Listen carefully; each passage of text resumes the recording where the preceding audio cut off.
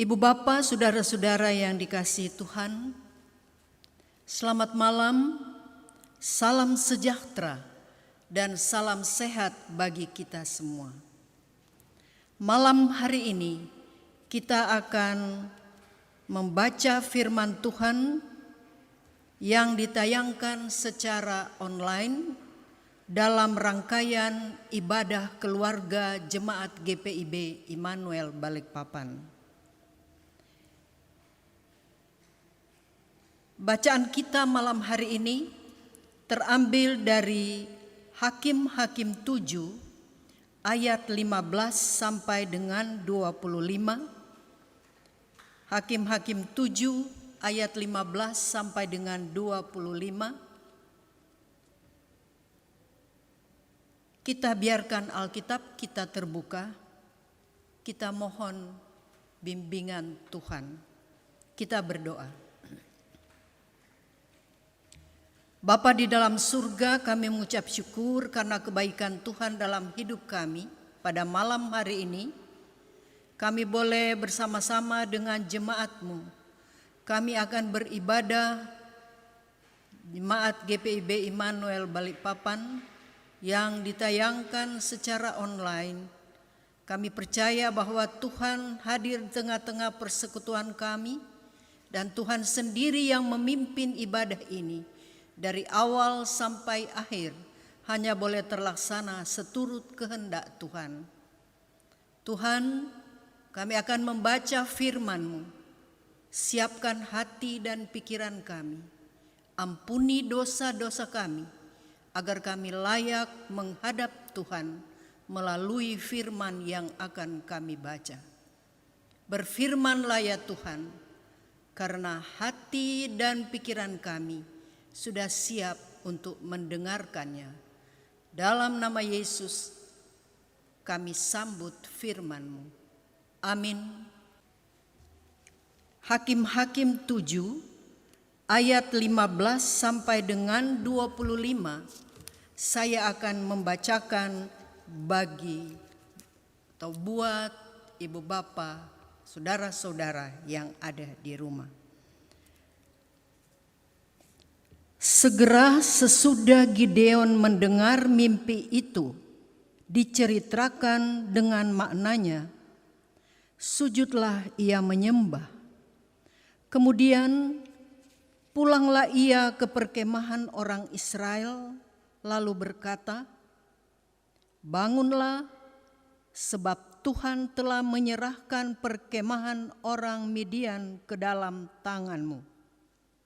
Sesudah itu dibaginyalah ke 300 orang itu dalam 3 pasukan, dan ke tangan mereka semuanya diberikan sangkakala dan buyung kosong dengan suluh di dalam buyung itu. Dan berkatalah ia kepada mereka, perhatikanlah aku dan lakukan seperti yang kulakukan. Maka apabila aku sampai ke ujung perkemahan itu, haruslah kamu lakukan seperti yang kulakukan. Apabila aku dan semua orang yang bersama dengan aku meniup sangkakala, maka haruslah kamu juga meniup sangkakala sekeliling seluruh perkemahan ini dan berseru, demi Tuhan dan demi Gideon.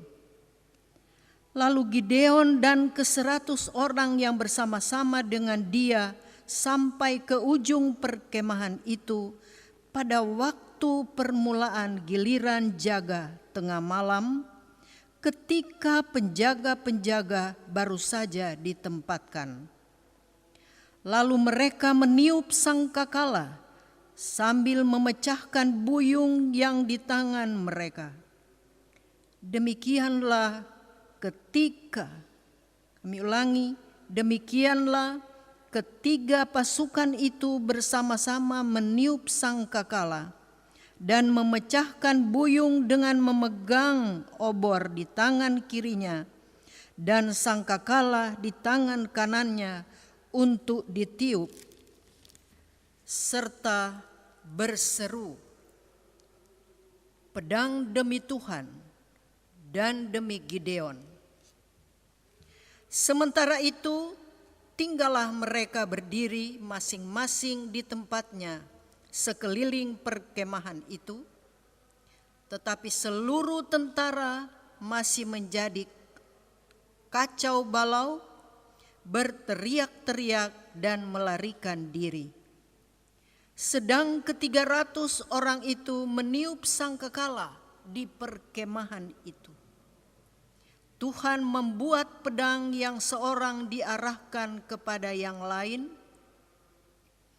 Lalu larilah tentara itu sampai ke Bersita, ke arah Serera, sampai ke pinggir Abel Mehula dekat Tabat. Kemudian dikerahkanlah orang-orang Israel dari suku Naftali dan dari suku Asyer dan dari segenap suku Manasye. Lalu mereka mengejar orang Midian itu.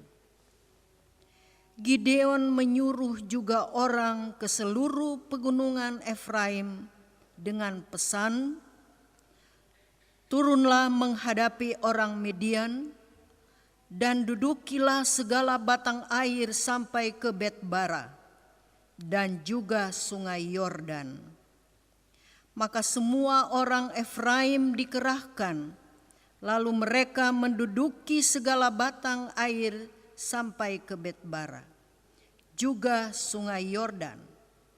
Mereka berhasil menawan 2 raja Midian, yaitu Oreb dan Zeb. Oreb dibunuh di gunung batu Oreb, dan Zeb dibunuh dalam tempat pemerasan anggur Zeb. Mereka mengejar orang Midian itu, lalu mereka membawa kepala Oreb dan kepala Zeb kepada Gideon di seberang sungai Yordan. Sampai sekian jauh firman Tuhan. Terpujilah Kristus. Haleluya. Haleluya, haleluya, haleluya.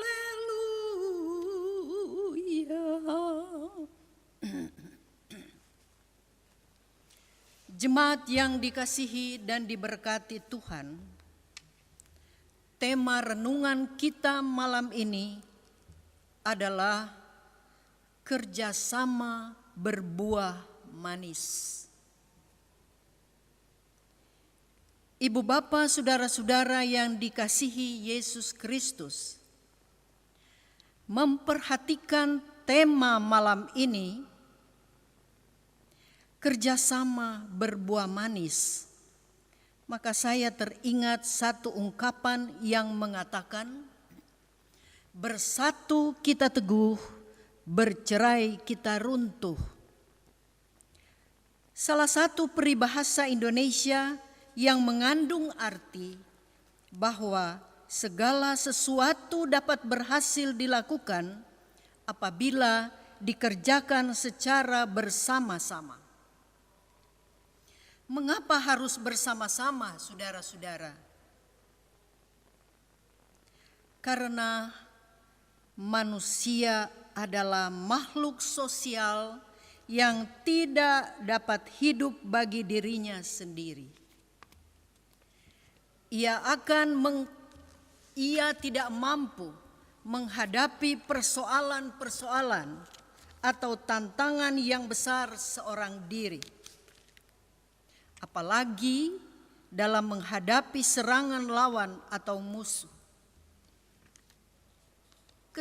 Kesetiaan itu atau kesetiaan untuk bekerja sama dibutuhkan visi, misi, dan harapan yang sama.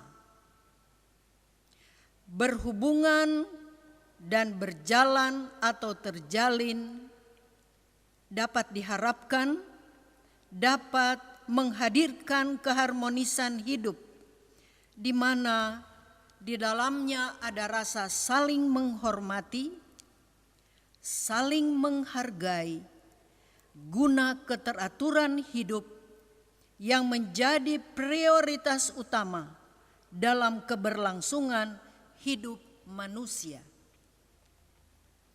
Tanpa kebersamaan dan kesatuan hati yang teguh, maka tujuan itu tidak akan tercapai, bahkan dapat berakhir dengan keruntuhan.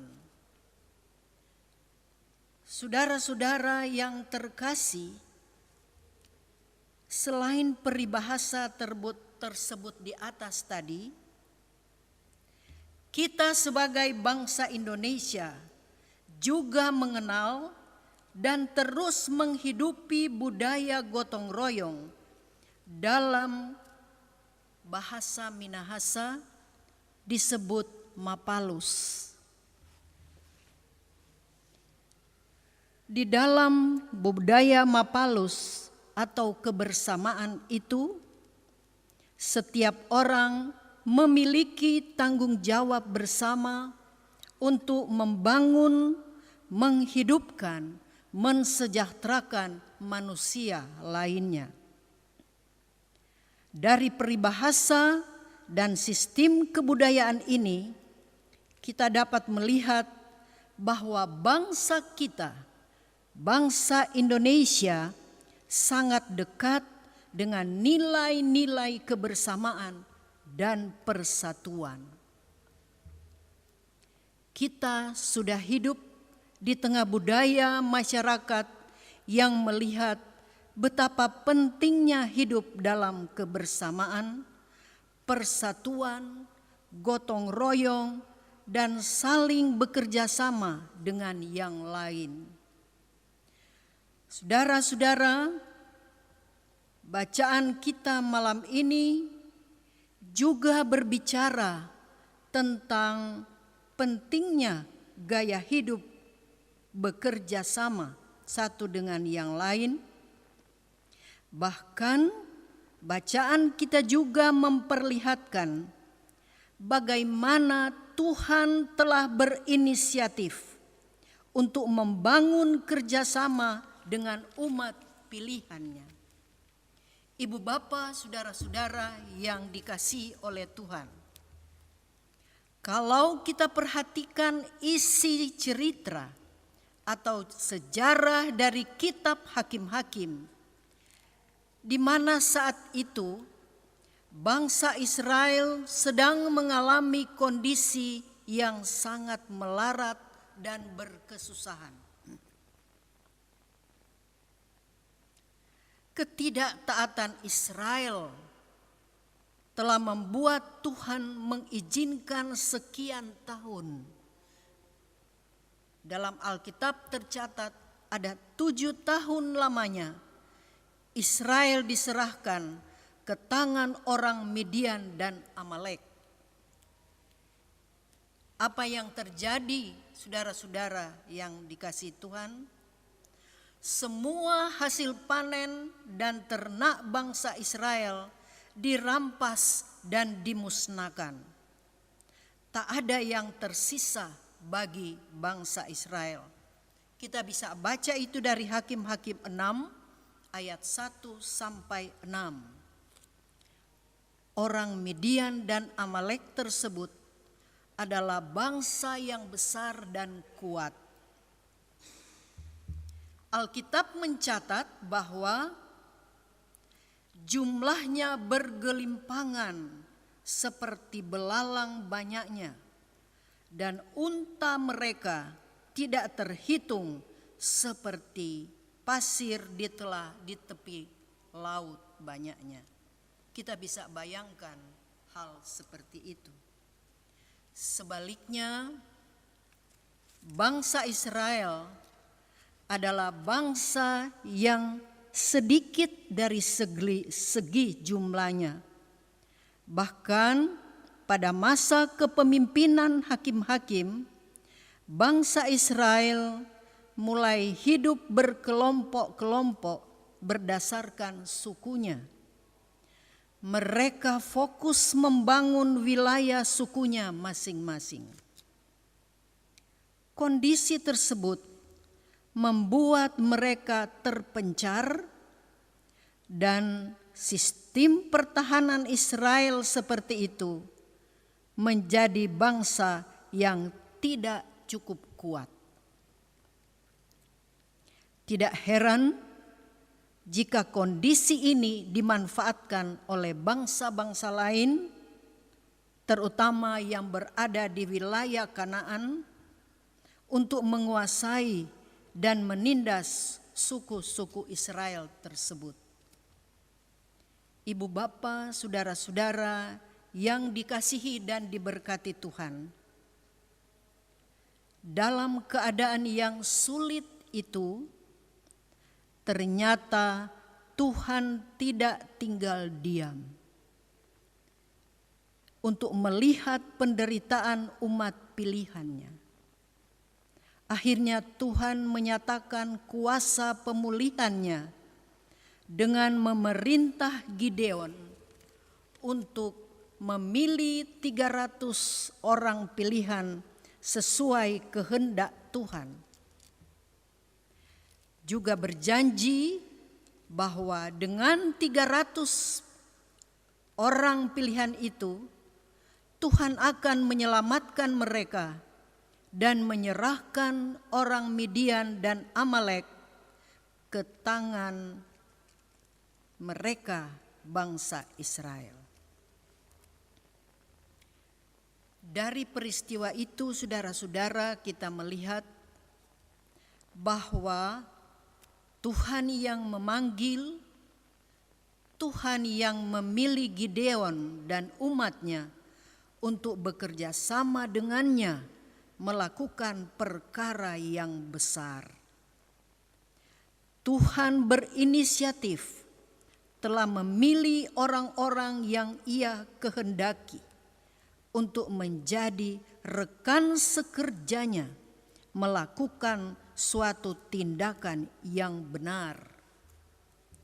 Saudara-saudara, dari bacaan kita malam ini, kita dapat melihat Gideon yang awalnya ragu-ragu, dia merasa usia masih muda, belum, bahkan tidak mampu, tidak pantas dan menolak panggilan itu. Kini dia berubah.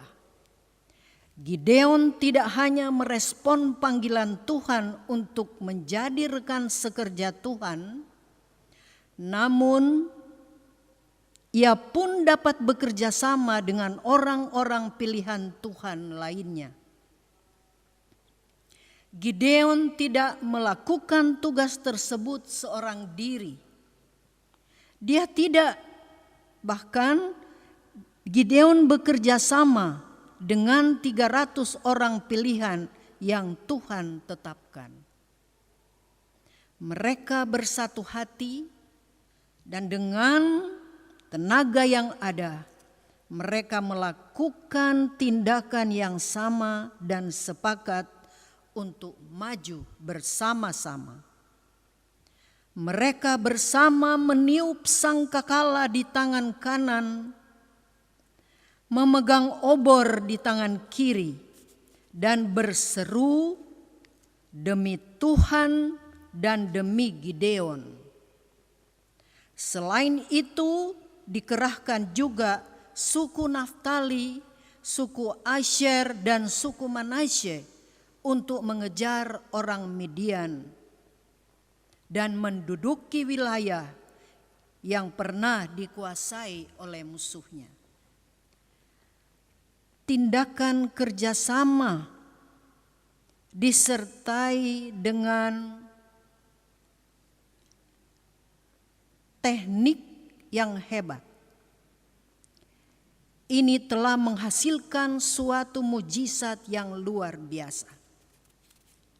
Telah terjadi kekacauan dan kehancuran bangsa Midian, serta ditaklukkannya dua raja Midian, yaitu Oreb dan Zeb.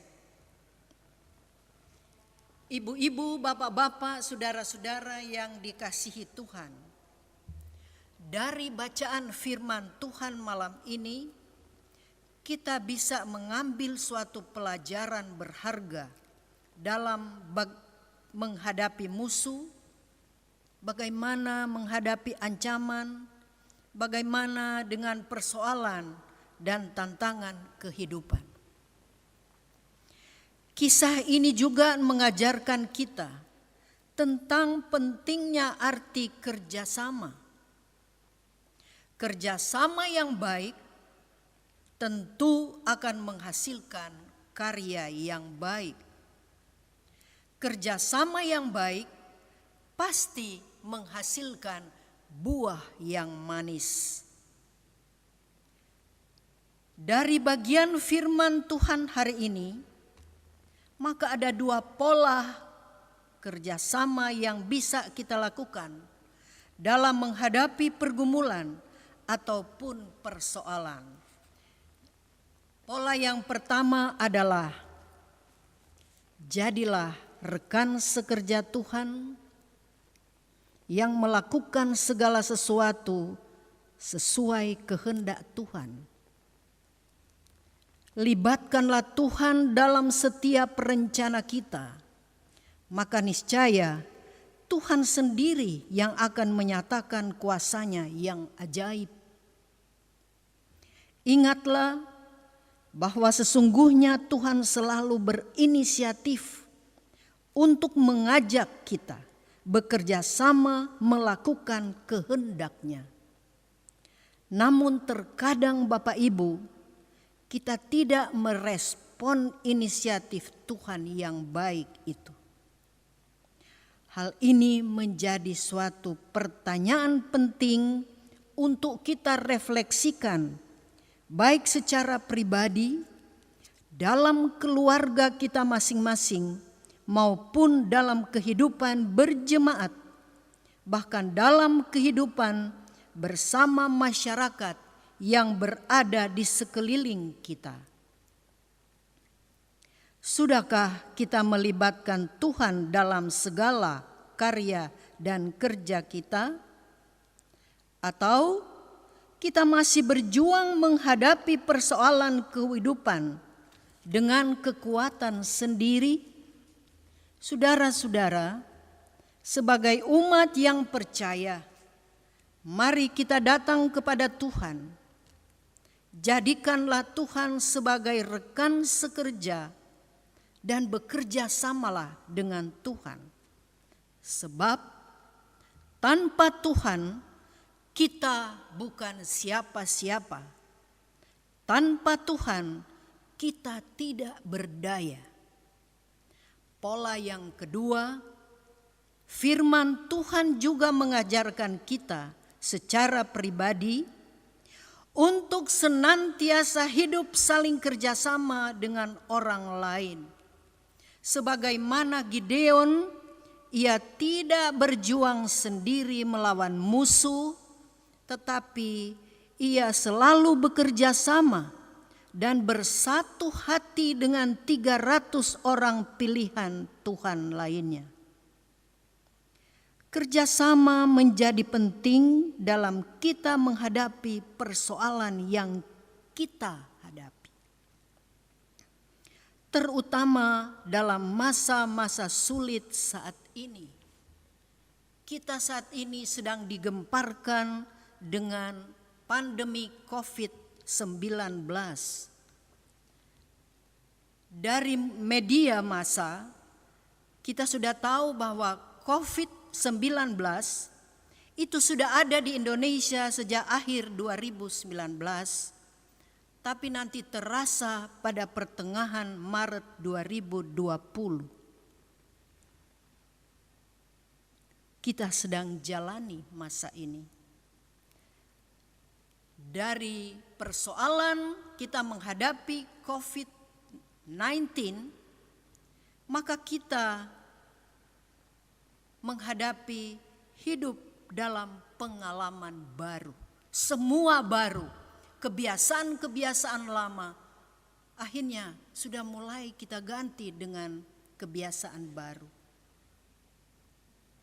Kita mulai bersahabat dengan COVID-19. Istilah presiden kita Bapak Jokowi, kita bersahabat dengan corona. Dan apalagi kita hidup dalam masa yang dikatakan new normal. New normal, semua baru. Biasanya kita kalau jalan pulang, ya mungkin ada 1-2 orang langsung cuci tangan. Tapi ada yang langsung masuk kamar. Dia tidak langsung membersihkan diri di kamar mandi. Tetapi sekarang begitu kita pulang dari jalan, kita tidak boleh memegang apapun selain kita cuci tangan, masuk kamar mandi, dan membersihkan seluruh badan kita. Kita harus pakai sabun, kita harus pakai deterjen. Jadi kebiasaan lama sudah berubah. Namun ada positif, ada negatifnya. Biasanya kita kalau habis jalan, apalagi mereka-mereka yang sangat memperhatikan kebiasaan ini, kalau begitu datang berkunjung ke orang yang lebih tua, sungkem, pegang tangan, cium tangan. Tetapi sekarang bahkan tidak boleh berjabat tangan. Itu hal-hal baru, new normal yang kita harus menyesuaikan diri dengan kebiasaan-kebiasaan itu.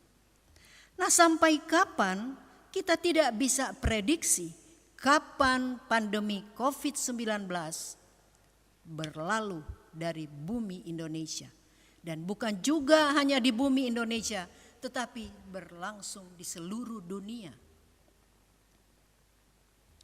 Selanjutnya, saudara-saudara yang dikasihi Tuhan, bagaimana kelanjutan tugas dan tanggung jawab kita?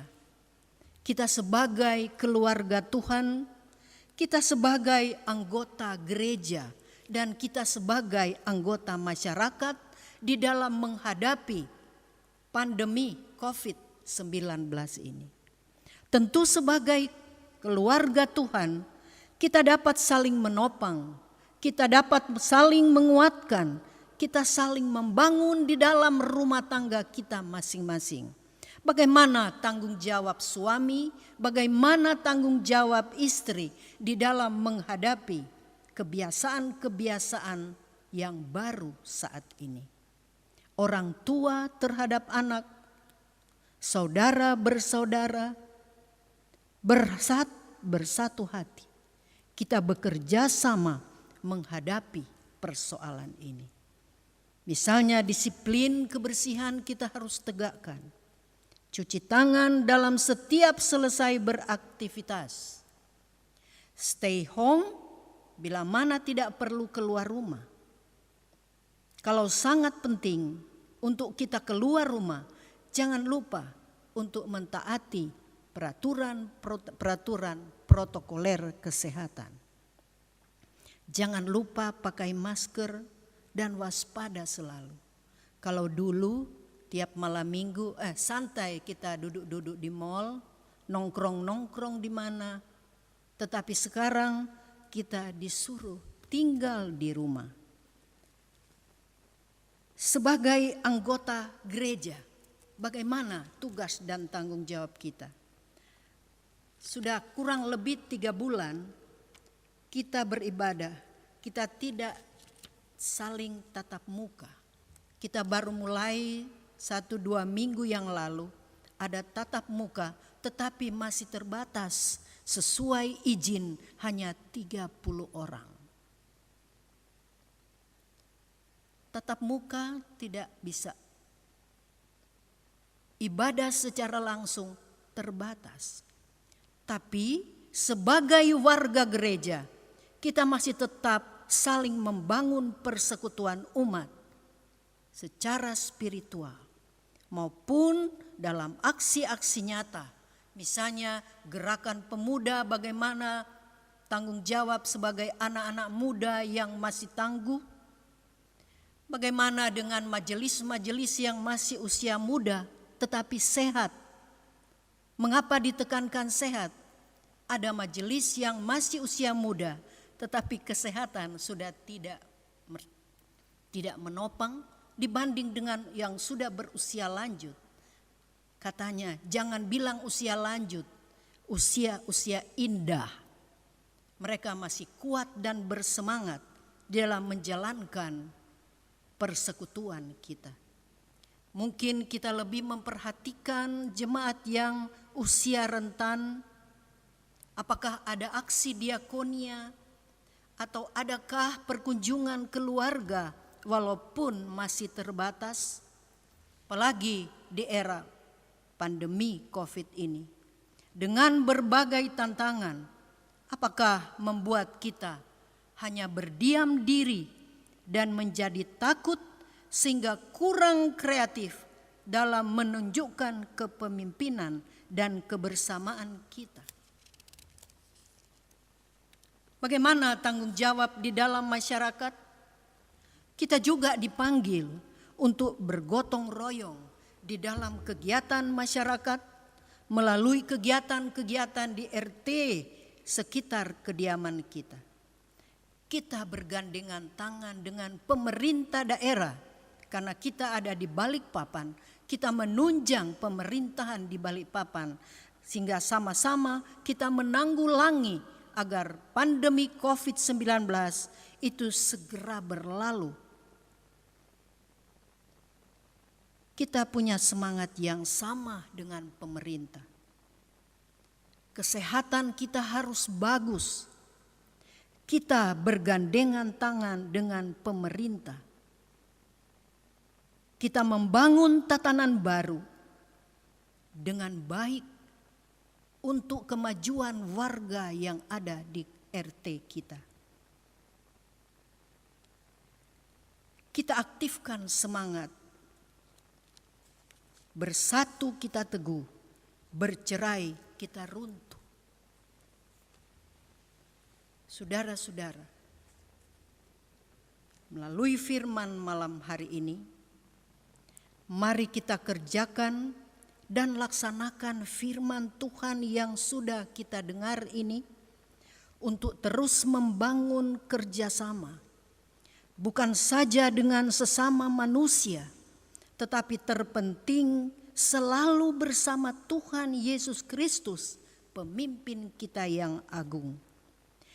Jangan ragu, karena Tuhan yang telah memilih kita, Tuhan yang memanggil dan mengutus kita, Tuhan juga yang akan memampukan kita mewujudkan kerjasama yang berbuah manis itu. Terpujilah Kristus. Amin.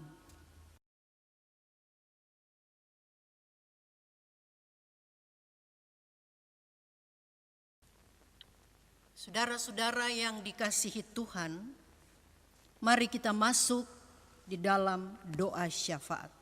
Mari kita berdoa. Ya Tuhan Allah kami mengucap syukur karena hanya dengan kasih-Mu kami boleh mendengar firman-Mu malam ini. Kiranya kami boleh dimampukan untuk melakukan dan mengaplikasikan firman-Mu dalam hidup kami, baik secara pribadi maupun dalam kami melaksanakan tugas-tugas panggilan-Mu melalui pelayanan kami dalam keluarga, dalam jemaat, dan di tengah-tengah masyarakat dengan setia dan bertanggung jawab. Terima kasih Bapa di surga. Kami juga berdoa di masa pandemi COVID-19 ini.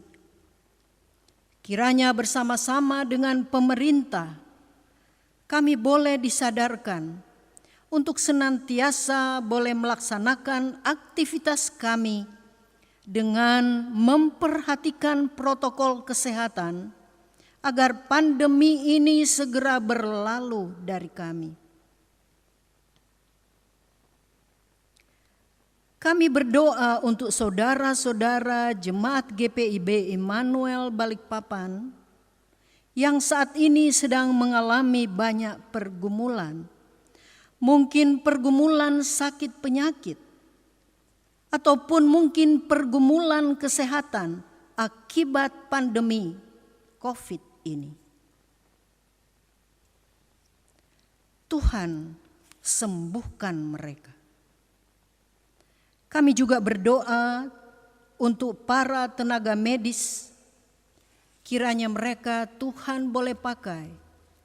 Tuhan boleh berikan mereka hikmat anugerah, agar apa yang mereka kerjakan dalam mengatasi pandemi ini dapat berhasil dengan baik.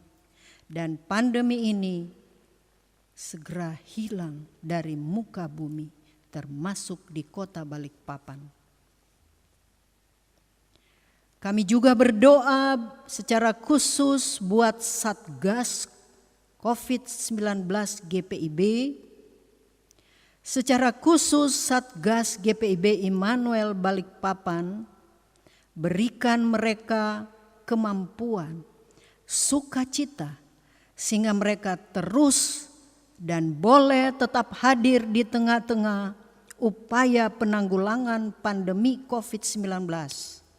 Dan kiranya Engkau memakai gerejamu menjadi saluran berkat, dan gerejamu boleh berkarya dan bekerja lebih luas dan utuh, sehingga dapat terus menjangkau orang lebih banyak. Terima kasih Bapa di surga. Malam ini juga kami berdoa secara khusus buat Ketua Majelis Jemaat kami, terkasih Pendeta Like Hehanusa Sahetapi. Kiranya Tuhan senantiasa menganugerahkan hamba-Mu ini kesehatan yang prima, hikmat dan kebijaksanaan dalam membaktikan diri sebagai pelayan-Mu di tengah-tengah jemaat GPIB Immanuel Balikpapan.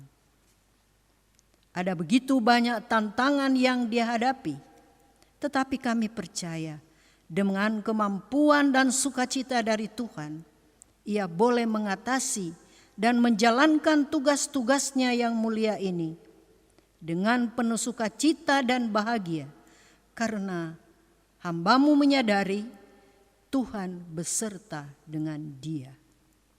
Berkati keluarganya, suami, anak-anak, saudara bersaudara, sehingga mereka juga boleh hadir menopang pelayanan dari istri ibu terkasih ini.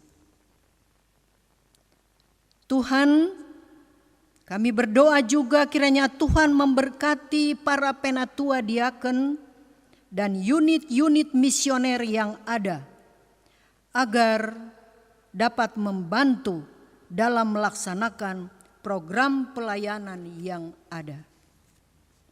Kami serahkan seluruh keberadaan jemaat GPIB Immanuel, baik pergumulan-pergumulan mereka ataupun ada ungkapan syukur, kami serahkan hanya dalam tangan kasih Tuhan.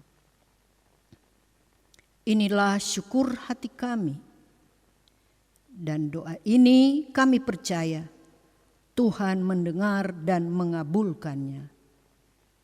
Tuhan, kami sempurnakan doa syafaat kami ini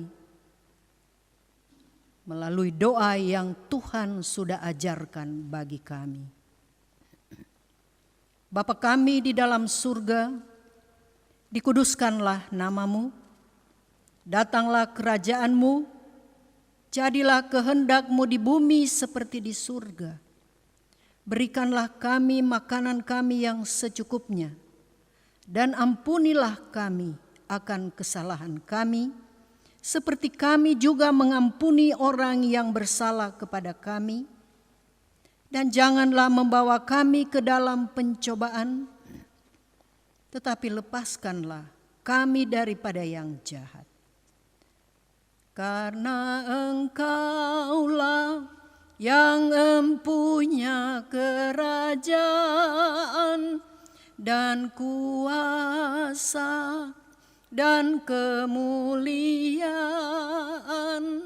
sampai selama-lamanya.